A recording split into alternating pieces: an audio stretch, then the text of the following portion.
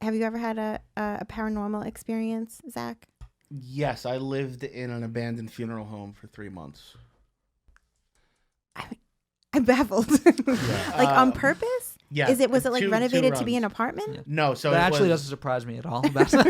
So when the companies I work for make movies, Mhm. we usually take a commercial space and renovate it into a living space because we'll have about 60 people working on the movie, and if they travel, they'll need floor space. What we found on one of the movies I worked on when I was 23, called Return to Nukem High, was a 10,000 square foot funeral home that had been abandoned since the 90s. Wow. And all we had to do was like gut it and paint the floors, and they would give us a residency certificate. So they sent 4 of us up first to get it ready for the other 70 odd people. So it was just 3 or 4 of us, like ripping up the carpet and painting the floors. And it was huge. It was 10,000 square feet, and it was terrifying. And we all chose to sleep in one little room together because we were all scared of it because there was no electricity in it yet. Oh my God. And it was just me and this one other kid while the other 2 people went out for like supplies, and we thought we heard them come in through the locked door upstairs. We heard the door unlock, we heard people come in, but it sounded like 10 people walked in, and we walk upstairs, door's still locked, nobody's in there. So now we're down there terrified, and we hear very distinctly somebody walk over us and put out a cigarette, like throw their cigarette down and twist their foot on it. Oh my God. I love it.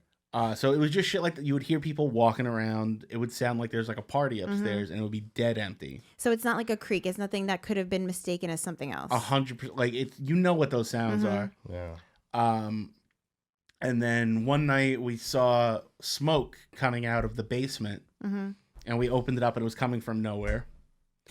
And then the last thing is I started having nightmares. There was a room we called the meltdown room because the first scene in the movie, a guy gets hit with toxic waste and melts down like in all our fucking movies. And I kept having a dream that I was walking in there and I would see feet hanging from the ceiling. God. I've definitely seen that in a scary movie. So these paranormal investigators came because the place had been shut down since the 90s. It had been owned by a mobster named Stefano Magaddino, whose mob name was The Undertaker. Wait, you ordered for these No, people to they come? showed up because there was a book about the building. Okay.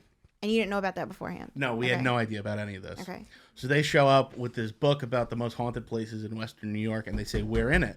And they go, do you want to see it? And we're like, no. And like, can we come in and use our like meters and shit? And we're like, absolutely not. Fuck off. And we wouldn't let them in. And they're like, well, do you hear the ghost that puts out the cigarette? And we were like, no. Oh my God. And they're like, do you hear like the party of people? And we're like, no. They're like, do you see the mist that comes out of the basement? And we're like, we don't know what you're talking about.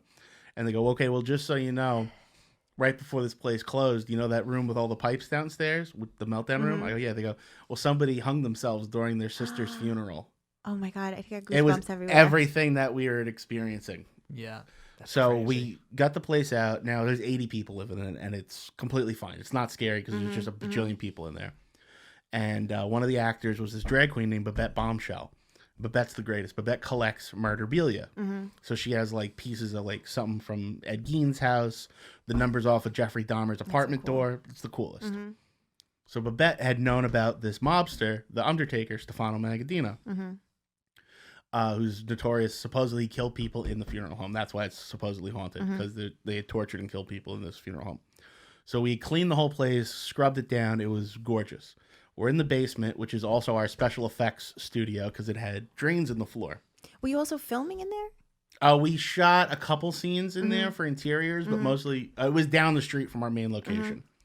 So it drains in the floor so we could do all our effects in there. But there was also the incinerator. So Babette goes, has anybody opened this up yet? And we're like, no. Oh my God. So Babette opens the incinerator. The whole room is covered in black ash. Just boosh, the whole room gets covered in shit. In pieces of bodies. We don't know. No, it was like the incinerator for like garbage and shit. Oh, okay. Not the crematorium. I got it. The incinerator. Yeah. Some may have found then- the way in there. After all this soot shoots out, one business card, burnt on all 4 sides, hits the floor. Stefano Magaddino. Oh my God. Like, it was the fucking scariest thing. Oh my God. And she put it in a little plastic bag and took it, and it's in her murderabilia collection. That's great. I mean, after that, there's no way you can doubt paranormal. It was. I mean, it could all be coincidences, of course, but it was scary, and I enjoyed it. There's way too many. That's a lot. Does that make you believe in the afterlife in any way, or do you think I residual believe in energy? some type of energy. Yeah, like there's residual something energy. We might leave something behind. We might residual stay. ashes. We might stay and fuck around. I don't know. Mm-hmm. I don't know. Only one way to find out. Yeah. So to ask most of Matt's friends. Yeah, exactly. I was gonna say join all my friends. Be friends with Matt and Aaron. Yeah. I mean, that's What great. the That's my fuck? favorite one.